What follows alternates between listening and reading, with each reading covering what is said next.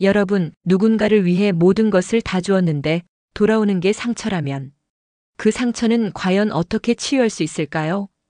오늘은 한 시어머니의 가슴 아픈 이야기, 그리고 그 끝에 찾아온 조용한 해방을 함께 나누고자 합니다. 조용히 마음을 열고 들어주세요. 김 씨 할머니는 평생 억척스럽게 살아오셨습니다. 작은 신축 아파트를 장만했고 아들 부부에게 주며 조건 없이 축복했습니다. 여기서 행복하게 살아라. 그 마음은 진심이었습니다. 그리고 손주가 태어났습니다. 며느리가 직장 복귀를 고민할 때 김 씨 할머니는 다시 한번 손을 내밀었습니다. 내가 손주 봐줄게. 허리가 아프고 손목이 쑤셔도 손주가 웃으면 모든 고생이 사라졌습니다. 김 씨 할머니는 그렇게 가족을 위해 또 한 번 인생을 걸었습니다. 김 씨 할머니의 하루는 여느 때보다 분주했습니다. 아침 해가 뜨기도 전에 눈을 떴고 삐걱대는 무릎을 부여잡으며 천천히 몸을 일으켰습니다. 창밖을 보니 새벽 안개가 뿌옇게 아파트 단지를 감싸고 있었습니다. 이른 시간에도 벌써 일을 시작하는 사람들의 발걸음이 분주했습니다. 김 씨는 속으로 생각했습니다. 또 바쁜 하루가 시작됐구나. 그녀의 바쁨은 누구를 위해서였을까요? 바로 사랑하는 손주를 위해서였습니다. 며느리는 직장을 다녀야 했습니다. 아들도 맞벌이를 하고 있었기에 손주는 자연스럽게 김 씨의 품에 맡겨졌습니다. 처음에는 모든 게 행복했습니다. 손주의 작은 손을 잡고 옹알이하는 얼굴을 들여다보며 김 씨는 매일매일 새 생명의 경이로움을 느꼈습니다. 손주가 처음 뒤집기를 했을 때, 처음 일어섰을 때, 처음 할머니라고 불렀을 때, 그 모든 순간이 김 씨에게는 세상 그 어떤 것보다 값진 선물이었습니다. 아이를 돌보는 것은 결코 쉬운 일이 아니었습니다. 기저귀를 갈고 이유식을 만들고 씻기고 놀아주고 재우고, 어린 손주는 하루 종일 끊임없이 관심과 보살핌을 요구했습니다. 김 씨는 자신의 체력이 예전 같지 않다는 걸 매일 실감했지만 그럼에도 불구하고 한 번도 힘들다고 입 밖에 낸 적이 없었습니다. 왜냐하면 그 모든 고생이 사랑이었으니까요. 아이를 돌보다 보면 하루가 어떻게 가는지 몰랐습니다. 점심시간이 되면 손주가 좋아하는 국수를 삶아주곤 했습니다. 김 씨는 직접 장을 보고 신선한 채소를 골라 국물에 넣었습니다. 고명도 정성껏 얹었습니다.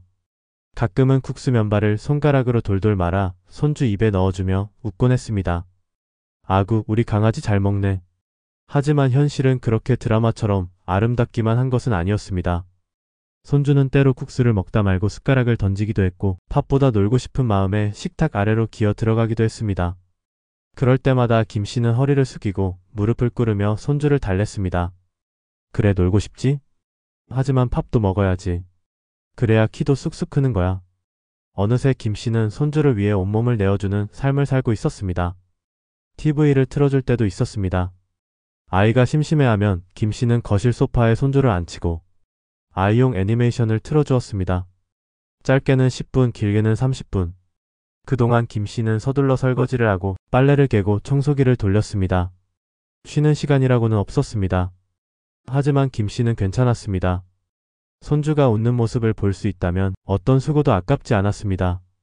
낮잠 시간에는 손주를 토닥이며 자장가를 불러주었습니다. 잘 자라, 우리 강아지. 꿈속에서도 할머니랑 놀자. 손주의 따뜻한 체온을 품에 안고 있으면 김 씨는 마치 세상 모든 행복을 손에 쥔 듯한 기분이 들었습니다.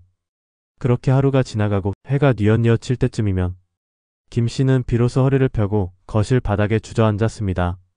손목은 욱신거렸고 다리는 퉁퉁 부어올랐습니다. 하지만 김 씨는 스스로에게 말했습니다. 이건 행복한 고생이야. 아이가 크는 걸 내가 옆에서 지켜볼 수 있다는 게 어디야. 손주의 성장은 김 씨에게 삶의 이유가 되어주었습니다. 처음 손을 잡고 컸던 순간, 처음 숟가락을 혼자 잡고 밥을 먹으려던 순간, 작은 변화 하나하나에 김 씨는 벅찬 감동을 느꼈습니다. 그녀에게 손주는 단순한 손주가 아니었습니다. 바로 삶의 연장이었고 미래에 대한 소망이었습니다. 하지만 그렇게 모든 것을 다 주는 마음에도 불구하고 김 씨는 아직 몰랐습니다. 자신의 사랑이, 자신의 헌신이 누군가에게는 조금씩 불편함으로 느껴지고 있었다는 것을. 김 씨 할머니는 매일 똑같은 일상을 반복했습니다. 손주를 챙기고 먹이고 재우고 놀아주고 달래고. 몸은 점점 지쳐갔지만 그녀의 마음은 손주를 생각하면 언제나 다시 힘을 냈습니다. 하지만 세상 모든 사랑이 언제나 같은 무게로 받아들여지는 것은 아니었습니다. 그날도 김 씨는 손주와 함께 소파에 앉아 있었습니다. 아이에게 애니메이션을 틀어주고 그 옆에 앉아 아이가 좋아하는 과일을 깎아주고 있었죠. 문이 열리며 며느리가 퇴근해 돌아왔습니다. 며느리는 문을 열자마자 아이가 TV를 보고 있는 모습을 발견했습니다. 그리고 얼굴에 미세한 그늘이 드리워졌습니다. 어머니, 아이한테 TV는 되도록 안 보여주는 게 좋아요. 요즘 애들은 TV를 오래 보면 시력도 나빠지고 언어 발달에도 좋지 않대요. 김 씨는 어색하게 웃으며 대답했습니다. 응. 알겠어. 오늘은 잠깐만 보여줬어. 너무 힘들어해서. 그 순간 김 씨는 설명을 덧붙이며 스스로 조금 변명하는 듯한 기분이 들었습니다.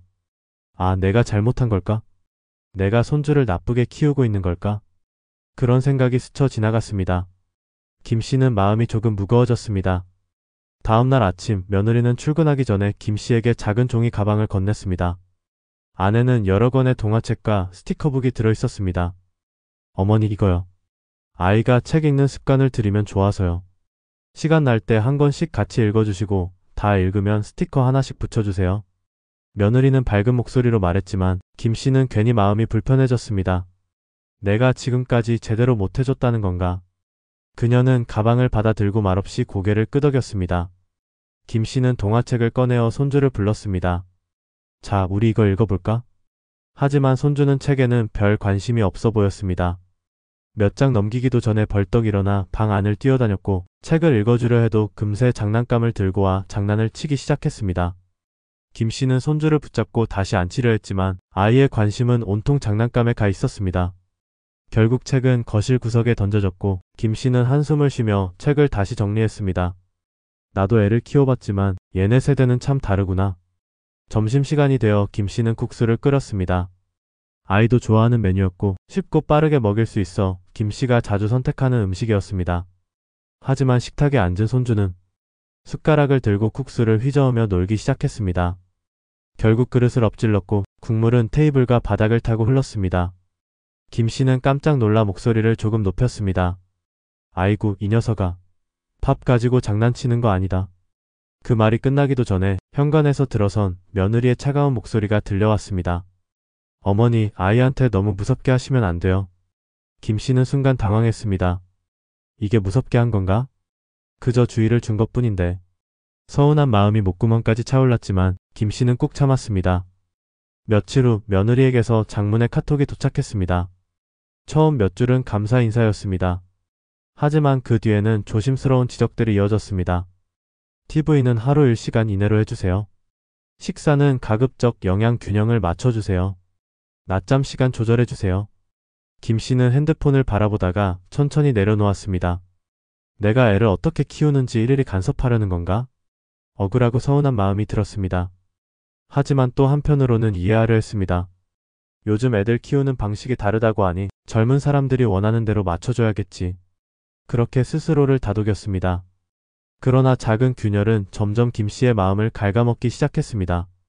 매번 아이를 돌보는 순간순간마다 머릿속을 스쳤습니다. TV 틀어도 되나? 국수 말아줘도 되나? 낮잠 시간 너무 길면 어쩌지? 모든 행동에 제약이 생긴 듯 했습니다. 자신있게 손주를 돌보던 김 씨는 점점 위축되었습니다. 손주의 웃음도 재롱도 예전처럼 순수하게 받아들여지지 않았습니다. 그저 조심 또 조심. 한마디 한마디 행동 하나하나가 혹시 또 며느리의 지적을 받지는 않을까 하는 걱정으로 얼룩졌습니다. 그렇게 아무도 모르게 김 씨 할머니의 마음속에는 아주 작은 균열이 자라나기 시작했습니다. 처음엔 보이지 않을 만큼 미세했지만 그 균열은 서서히 그리고 조용히 모든 것을 갈라놓고 있었습니다. 햇살 좋은 봄날 오후였습니다. 김 씨 할머니는 아파트 단지 안작은 벤치에 앉아 있었습니다. 바람은 부드럽게 얼굴을 스쳤고 아이들은 잔디밭 위를 뛰어다니며 까르르 웃었습니다. 김 씨는 손에 쥔 종이컵 커피를 조심스레 한 모금 마셨습니다. 몸은 지쳤지만 마음은 고요했습니다. 손주는 어린이집 대기 중이라 당분간 계속 김 씨가 돌봐야 했고 며느리는 일이 바빠져 평소보다 더 늦게 귀가했습니다. 그날도 평범한 일상이 이어지는 줄 알았습니다. 바로 그때였습니다. 옆 벤치에 앉아있던 이웃 아주머니 둘이 작은 목소리로 대화를 시작했습니다. 아, 들었어? 우리 단지에 시어머니 욕한 며느리 사건? 뭐야 또? 요즘 왜 이렇게 시어머니들 욕이 많아? 아니 근데 이번엔 진짜 심하대. 커뮤니티에 올렸는데 내용이 가관이야. 김 씨는 무심코 귀를 기울였습니다. 또 어디서나 있을 수 있는 흔한 얘기겠지. 그렇게 생각했습니다. 그런데 이어지는 말에 김 씨의 심장이 순간 철렁 내려앉았습니다. 손주 맡겨놨는데 TV만 틀어주고 쿡스나 빵만 먹인대. 맨날 감시하러 내려온다고 난리라더라. 김 씨는 그 순간 온몸이 굳는 것을 느꼈습니다. 설마? 머릿속을 스치듯 스쳐간 의심. 하지만 김 씨는 고개를 저었습니다. 아니야. 세상에 그런 일이 얼마나 많은데. 설마 우리 집 이야기겠어. 그러나 머리보다 먼저 가슴이 반응했습니다. 가슴이 먹먹하고 손끝이 떨리기 시작했습니다. 김 씨는 떨리는 손으로 급히 휴대폰을 꺼냈습니다. 아파트 커뮤니티 앱을 열었지만 이미 글은 삭제된 상태였습니다. 김 씨는 안도의 한숨을 쉬려다가 옆에서 이웃 아주머니가 또 한마디를 던졌습니다. 우리 딸이 캡처해놨다던데? 한번 보여줄까? 그리고는 휴대폰을 꺼내 캡처된 화면을 보여주었습니다. 김 씨는 얼어붙은 채 화면을 바라보았습니다. 캡처된 글 내용. 제목 시어머니가 애 봐주는데 답답해요. 제가 예민한가요? 본문. 2돌 지난 아이를 시어머니가 봐주시는데 너무 힘듭니다. TV를 하루 종일 틀어주시고 빵이나 쿡스 같은 걸로 끼니를 때우세요. 애를 씻기는 것도 제대로 안 하시고요. 입냄새도 심하신데 자꾸 뽀뽀하셔서 걱정입니다.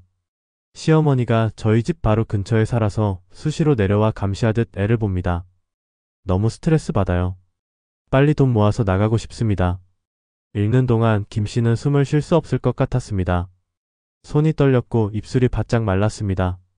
글자 하나하나가 김 씨의 심장을 도려내는 칼 같았습니다. 그 글은 누가 봐도 김 씨 할머니를 지칭하는 내용이었습니다. 빵과 국수? 감시? 입냄새? 김 씨는 어이없고 서글펐습니다. 평생 아껴 모은 돈으로 아파트를 해주었고 손주를 위해 몸이 부서져라 돌봤는데 돌아온 것은 이런 글 한 장. 익명의 공간이었지만 김 씨는 알 수 있었습니다. 그 글을 쓴 사람이 바로 며느리라는 것을. 그 어떤 누가 아니라 자신이 아끼고 돌봐온 가족이. 김 씨는 손에 힘이 풀려 핸드폰을 떨어뜨릴 뻔했습니다. 주변에서는 이웃 아주머니들이 웃으며 수근거렸습니다. 세상에 요즘 며느리들은 진짜 무섭다. 아휴, 저런 시어머니 되면 안 돼. 애초에 시집을 왜 갔대? 그 소리가 김 씨의 귀를 후벼 팠습니다. 수치심, 분노, 슬픔. 모든 감정이 한꺼번에 몰려와 가슴을 짓눌렀습니다. 김 씨는 더 이상 그 자리에 앉아있을 수 없었습니다. 떨리는 다리로 일어나 집으로 향했습니다. 집에 도착한 김 씨는 문을 열자마자 소파에 주저앉았습니다. 숨이 턱 막혀오는 것을 느끼며 다시 한번 캡처된 화면을 열었습니다. 그 글을 처음부터 끝까지 읽고 또 읽었습니다. 읽으면 읽을수록 김 씨는 알 수 있었습니다. 이건 단순한 불만이 아니었습니다. 이건 모욕이었고 배신이었으며 자신을 세상 앞에 조롱거리로 만들어버린 짓이었습니다. 그날 밤 김 씨 할머니는 잠을 이룰 수 없었습니다. 눈을 감으면 글자들이 떠올랐고 귀를 막아도 이웃들의 수군거림이 들리는 듯 했습니다. 왜 이렇게까지 해야 했을까? 김 씨는 침대에 누운 채 천장을 바라봤습니다. 흐르는 눈물을 닦을 힘조차 없었습니다. 그녀는 생각했습니다. 이대로는 안 되겠다. 나를 위해서라도 이제는 나를 지켜야 한다. 그리고 다음날 아침 김 씨 할머니는 결심했습니다. 직접 아들 부부를 찾아가겠다고. 김 씨 할머니는 뜬 눈으로 밤을 새웠습니다. 초조하게 뒤척이는 동안에도 마음은 점점 단단해졌습니다. 그녀는 깨달았습니다. 이건 그냥 넘어갈 일이 아니다. 그동안 참아온 서운함, 무시당했던 감정, 당연하게 여겨졌던 희생까지 모든 것이 한꺼번에 쌓여 끓어오르고 있었습니다. 그리고 마침내 스스로에게 다짐했습니다. 이제 나를 지키자. 아침이 밝았습니다. 김 씨 할머니는 천천히 일어나 조심스럽게 준비를 시작했습니다.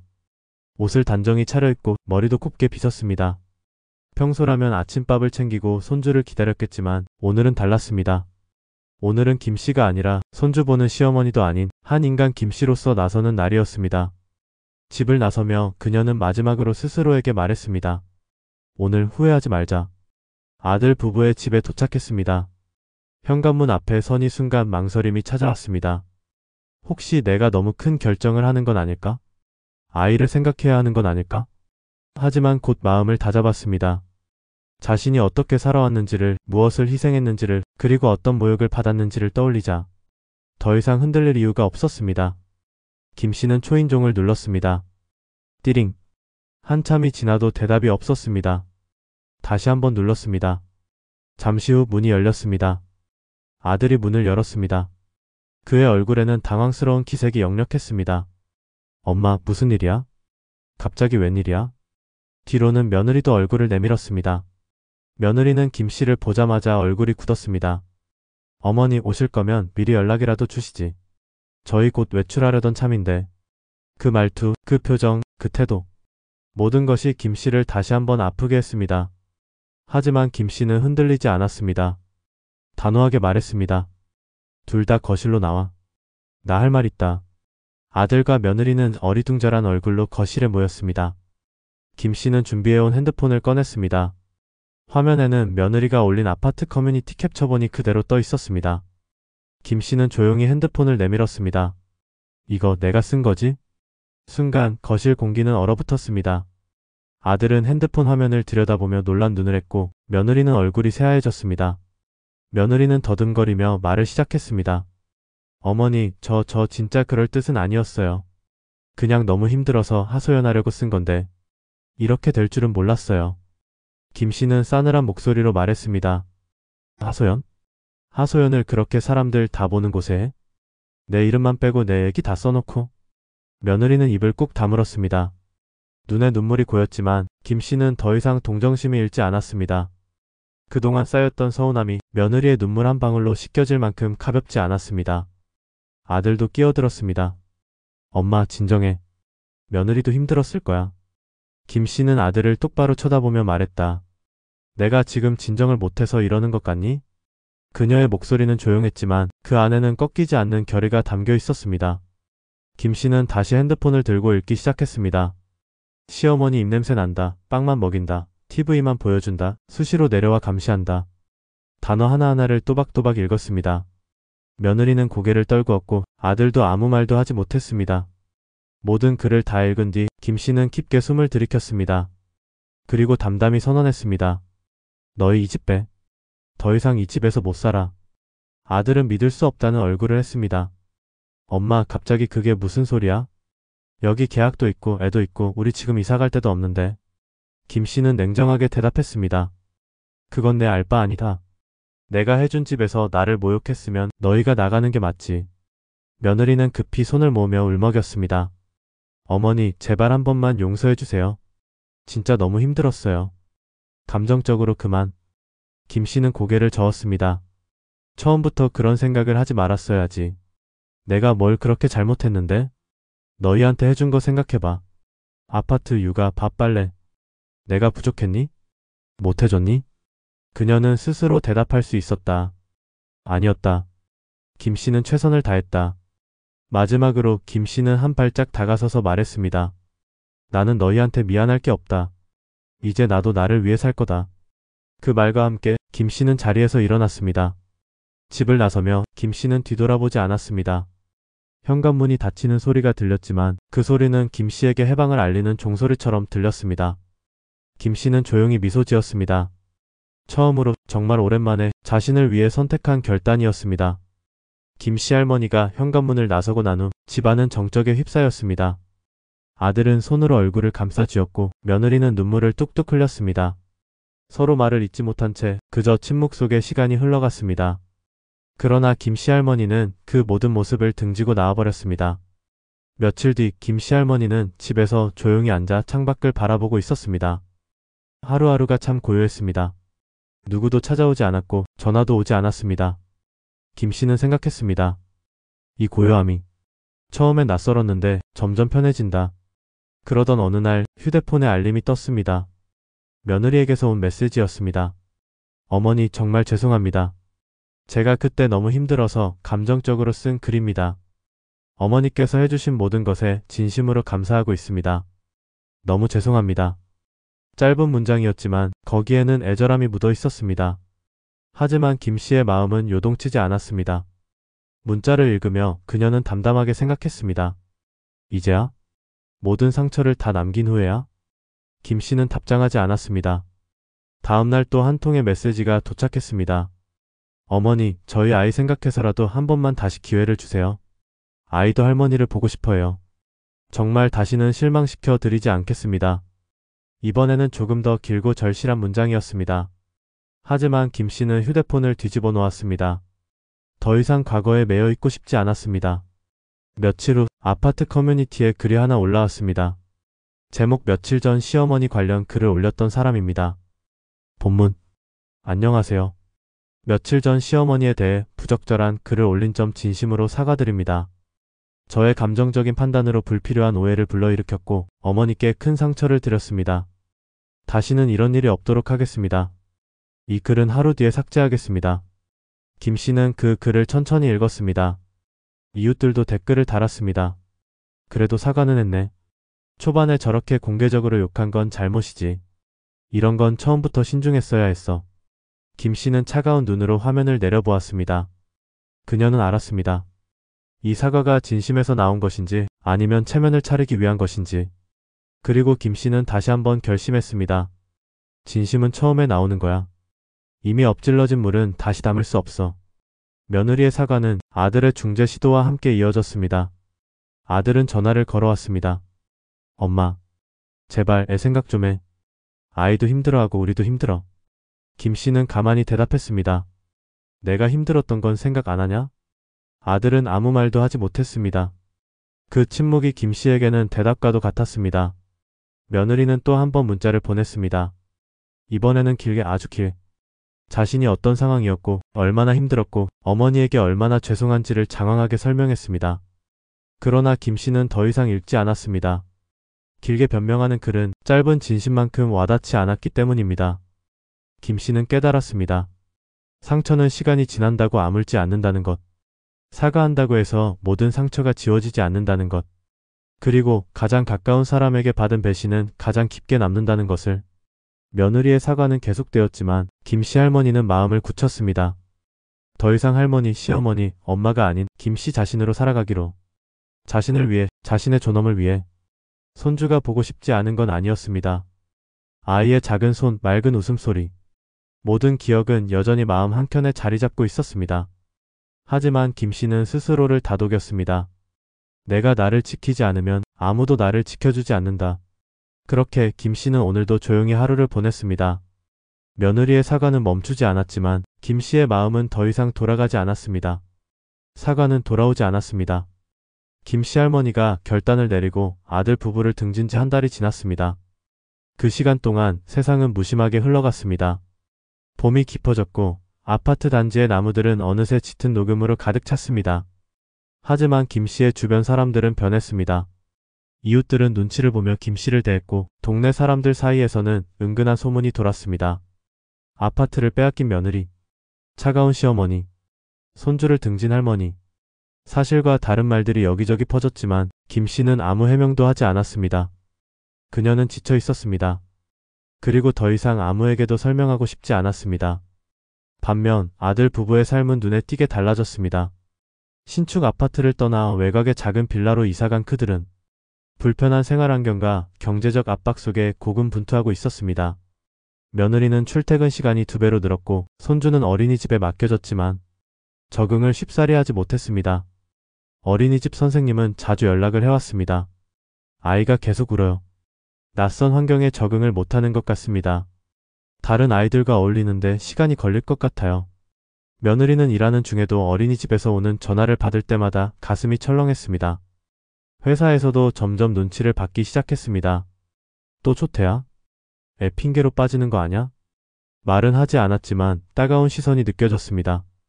손주 역시 힘들어했습니다. 집에 돌아오면 울면서 포쨌고 밥도 제대로 먹지 않고 밤마다 악몽에 시달렸습니다. 김 씨가 품어 안아 달래주던 그 품이 사라진 후 손주는 세상의 온기가 줄어든 걸 느끼는 듯 했습니다. 아들과 며느리는 서로를 탓하기 시작했습니다. 당신이 어머니랑 사이만 잘했으면 이런 일 없었잖아. 당신은 맨날 엄마 편만 들었잖아. 사소한 일에도 언성이 높아졌습니다. 밤늦게까지 싸우는 소리가 빌라복도까지 새어나갔습니다. 옆집 아주머니가 어느 날 며느리에게 조심스럽게 말했습니다. 애 앞에서는 싸우지 마요. 아이들이 다 알아들어요. 그 말을 들은 며느리는 얼굴이 붉게 달아올랐습니다. 경제적인 상황도 점점 악화되었습니다.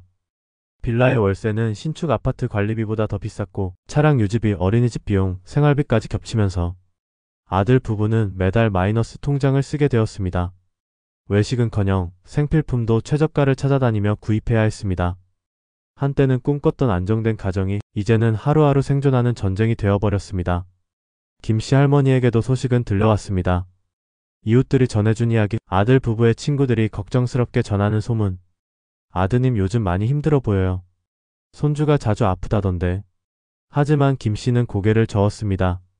이제 내일이 아니다.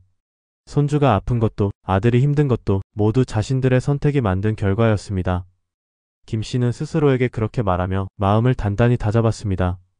어떤 날은 손주 생각에 눈물이 핑 돌기도 했습니다. 아기의 작은 손, 따뜻한 체온, 잠든 얼굴에 번지는 순수한 미소.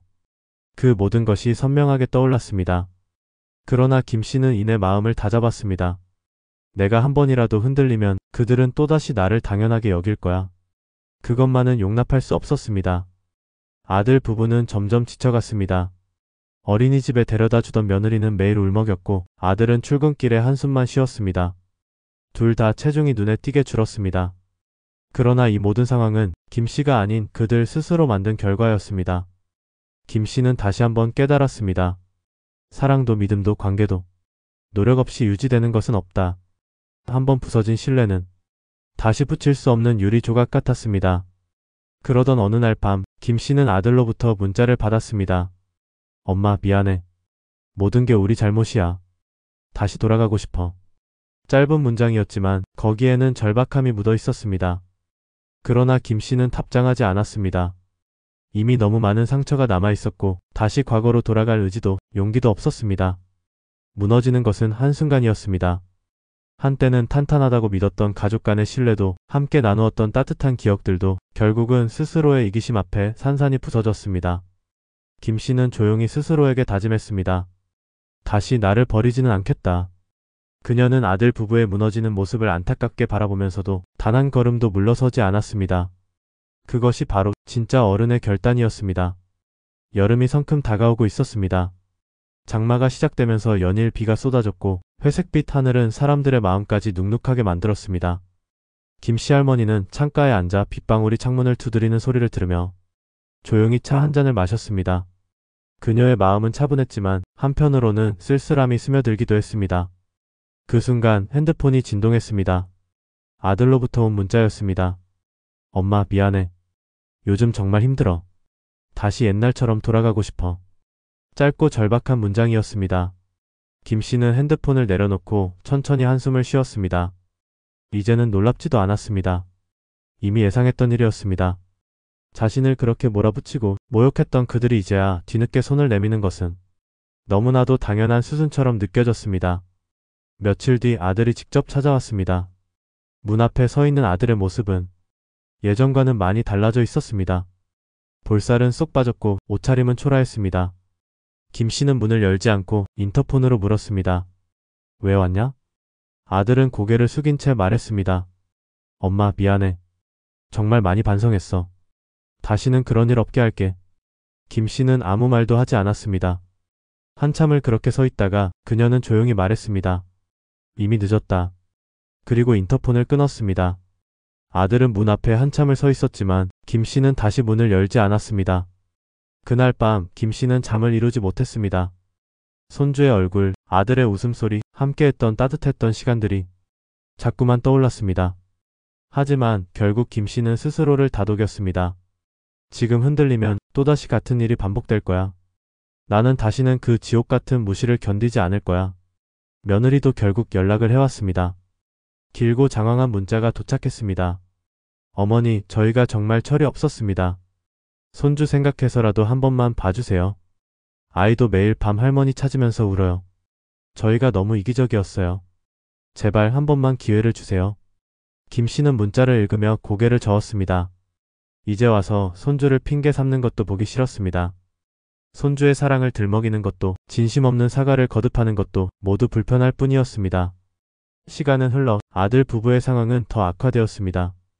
경제적 어려움, 육아 스트레스, 부부 갈등, 모든 것이 겹쳐서 그들은 점점 지쳐갔습니다. 그리고 김씨에게 돌아오고 싶어 했습니다. 하지만 김 씨는 굳건했습니다. 다시는 자신의 존재가 그들에게 당연하게 여겨지도록 내버려 두지 않을 것이었습니다. 다시는 헌신이 무시당하고 희생이 조롱당하는 일을 용납하지 않을 것이었습니다. 어떤 날은 아들이 어린 손주를 데리고 김 씨 집 근처까지 왔습니다. 창밖으로 몰래 바라본 김 씨는 손주가 김 씨 집을 향해 손짓하는 모습을 보았습니다. 할머니 집 가자. 맑은 목소리로 아이가 말했습니다. 아들은 아이를 끌어안고 한참을 서 있었지만 김 씨는 커튼을 열지 않았습니다. 그녀는 눈물을 삼키며 조용히 중얼거렸습니다. 미안하다, 내 새끼야. 하지만 할머니는 이번에는 너희 어른들의 잘못을 그냥 넘어가지 않을 거야. 그래야 너도 커서 사람을 소중히 여길 수 있을 거야. 김 씨는 자신이 악당이 된 기분이었습니다. 사랑하는 손주의 작은 손을 뿌리치는 것이 얼마나 괴로운 일인지 세상이 다 아는 듯 했습니다. 하지만 그녀는 알았습니다. 지금 이 선택이 비록 마음 아픈 선택이지만 결국 모두를 위한 길이라는 것을, 스스로를 무너뜨리지 않는 것, 그것이야말로 진짜 용기라는 것을. 며느리는 마지막으로 긴 편지를 썼습니다. 어머니, 저는 정말 후회하고 있습니다. 어머니의 희생을 너무 늦게 깨달았습니다. 아이를 키우면서 하루하루 그 무게를 실감하고 있습니다. 그때 제가 얼마나 철이 없었는지 이제야 알았습니다. 어머니, 저희를 용서해 주시지 않으셔도 괜찮습니다. 그저 건강하시고 행복하게 사셨으면 좋겠습니다. 그 편지를 읽은 김 씨는 한참을 가만히 있었습니다. 그녀의 마음속에서도 차가운 얼음 같은 무언가가 조금씩 녹아내리는 것을 느꼈습니다. 하지만 그럼에도 불구하고 김 씨는 과거로 돌아가지 않기로 결심했습니다. 뒤늦은 후회는 아무것도 바꿀 수 없었습니다. 상처를 준 그 순간 깨진 신뢰는 다시 붙일 수 없었습니다. 김 씨는 조용히 창문을 닫았습니다. 그리고 스스로에게 다시 한번 말했습니다. 나는 나를 지키기로 했다. 그리고 그 결심은 김 씨에게 조용한 평화를 가져다 주었습니다. 비록 쓸쓸할지라도 이제 그녀는 스스로에게 부끄럽지 않은 삶을 살아가기로 한 것이었습니다. 시간은 빠르게 흘렀습니다. 여름이 지나고 선선한 가을 바람이 아파트 단지를 스치기 시작했습니다. 김 씨 할머니는 창밖을 바라보며 차 한 잔을 들었습니다. 창 너머로 보이는 단풍잎들은 서서히 붉게 물들고 있었습니다. 자연은 변함없이 흐르고 있었지만 김 씨의 삶에도 조용히 커다란 변화가 찾아와 있었습니다. 며느리와 아들은 더 이상 김 씨를 귀찮게 하지 않았습니다. 며칠에 한 번씩 오던 문자, 며칠 간격으로 울먹이며 걸려오던 전화. 모두 점점 줄어들다가 어느 순간부터 완전히 끊겼습니다. 김 씨는 그 변화를 조용히 받아들였습니다.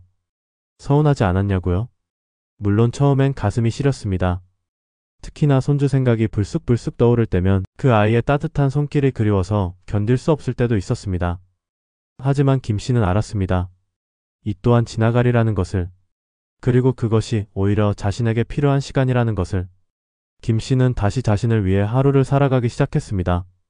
오랫동안 미뤄두었던 취미생활을 시작했습니다. 근처 복지관에서 수채화 교실에 등록했고 동네 도서관에 가서 책을 빌려 읽었습니다. 어머님, 그림 참 따뜻하게 그리시네요. 오늘 읽으신 책 어땠어요? 조용한 일상 속에서 작은 기쁨을 느끼며 김 씨는 서서히 웃는 법을 다시 배워갔습니다. 누군가를 위해 억지로 웃는 것이 아니라 자연스럽게 스스로를 위해 웃는 웃음을. 한 번은 복지관 친구들과 소풍을 갔습니다. 푸른 잔디밭 위에 돗자리를 깔고 도시락을 나눠 먹으며 웃고 떠들었습니다. 김 씨는 맑은 하늘을 올려다보며 생각했습니다. 이렇게 좋은 세상이 있었구나. 늘 가족을 위해 살면서 자신을 뒤로 미루기만 했던 시간들. 이제야 비로소 자신을 위해 사는 것이 어떤 것인지 알게 된 기분이었습니다. 어느 늦가을 저녁, 김 씨는 산책을 나갔습니다. 노란 은행잎이 떨어진 길을 천천히 걸으며 김 씨는 과거를 돌아보았습니다. 손주를 처음 품에 안았던 날, 아들의 결혼식을 축복하던 순간, 며느리가 눈물 글썽이며 고마워했던 시간들. 그 모든 순간은 진심이었고 사랑이었습니다. 하지만 진심만으로 지켜낼 수 없는 관계도 있다는 것을 김 씨는 이제야 깨달았습니다. 그리고 그것이 결코 자신의 잘못이 아니라는 것도요. 김 씨는 산책길 벤치에 앉아 조용히 눈을 감았습니다. 가슴속 깊은 곳에서 오랫동안 무겁게 눌러왔던 무언가가 조용히 풀려나가는 것을 느꼈습니다. 마치 단단히 묶여있던 매듭이 자연스럽게 풀리는 것처럼. 그것은 분노도 미움도 아니었습니다. 그저 해방이었습니다. 조용하고도 깊은 해방.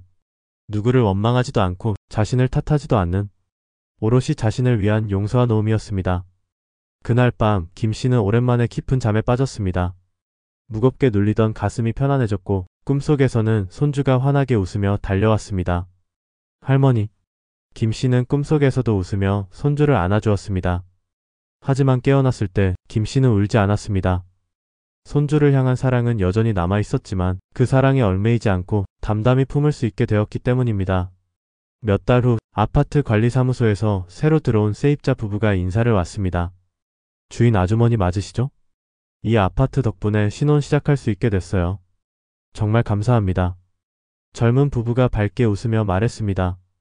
김 씨는 미소를 지으며 고개를 끄덕였습니다. 그래, 행복하게 살아. 예전 같았으면 내 자식에게 줬어야 할 집인데 하고 서운했을지도 모릅니다. 하지만 이제는 달랐습니다. 무언가를 억지로 붙잡는 대신 자연스럽게 흘러가게 내버려 두는 법을 배웠기 때문입니다. 김씨 할머니는 매일 아침 창문을 열고 새로운 하루를 맞이합니다. 가끔은 손주 생각에 웃기도 하고 가끔은 아들과 며느리를 떠올리며 조용히 고개를 쳤기도 합니다. 하지만 이제 어떤 기억도 김씨를 괴롭히지 않습니다. 그녀는 자신의 삶을 온전히 살아가고 있습니다. 조용하지만 단단하게. 김씨는 오늘도 다짐합니다. 사랑했기에 아팠던 것이고 아팠기에 성장한 것이다. 그리고 나는 나를 지킨 것이다. 우리의 인생은 때때로 사랑했던 사람들에게 가장 큰 상처를 받기도 합니다. 김씨 할머니의 이야기처럼 가족이라는 이름으로 맺어진 관계에서도 존중과 신뢰가 깨지는 순간 그 깊은 상처는 쉽게 아물지 않습니다. 하지만 중요한 것은 그 상처에 갇혀서 살아가는 것이 아니라는 것입니다. 김씨 할머니는 선택했습니다. 자신을 희생하는 삶이 아니라 스스로를 존중하고 아끼는 삶을. 울면서도 단호히 등을 돌려야 했고 가슴이 찢어지는 아픔 속에서도 스스로를 지켜야 했습니다. 그 선택이 냉정해 보일지라도 그것이야말로 진정한 용기였습니다. 김씨 할머니는 알게 되었습니다. 사랑은 때로 놓아주는 것이라는 걸. 진심을 다한 헌신이 무시당할 때 그저 참고 견디는 것이 답이 아니라는 걸. 나를 지키고 나를 사랑하는 것이 곧 가장 큰 사랑이라는 걸. 지금 이 순간 혹시 여러분도 김씨 할머니처럼 누군가에게 상처받고 참고 또 참고 끝없는 인내 속에 자신을 잃어가고 있지는 않나요? 그렇다면 기억하세요. 당신은 존중받아야 할 소중한 존재입니다. 누구도 당신의 헌신을 당연하게 여겨서는 안 됩니다. 당신의 사랑도 희생도 눈물도 가벼운 것이 아닙니다. 김씨 할머니는 오늘도 조용히 그러나 단단히 자신을 지키며 살아갑니다. 그리고 우리도 그녀처럼 살아야 합니다. 상처를 딛고 스스로를 존중하며 다시 웃을 수 있도록. 지금 이 순간 여러분 모두가 스스로를 위해 따뜻한 결단을 내리기를 바랍니다. 그리고 기억하세요. 사랑도 용서도 존엄도 모두 나를 지키는 것에서부터 시작된다는 것. 이 이야기가 여러분의 마음에 작은 용기와 위로가 되었다면 앞으로도 함께 따뜻한 이야기들을 나누기 위해 구독과 좋아요 그리고 알림 설정까지 부탁드립니다. 당신의 한 번의 클릭이 저에게는 큰 힘이 됩니다. 함께 더 단단하고 따뜻한 사람이 되어가요. 다음 이야기에서 또 만나요.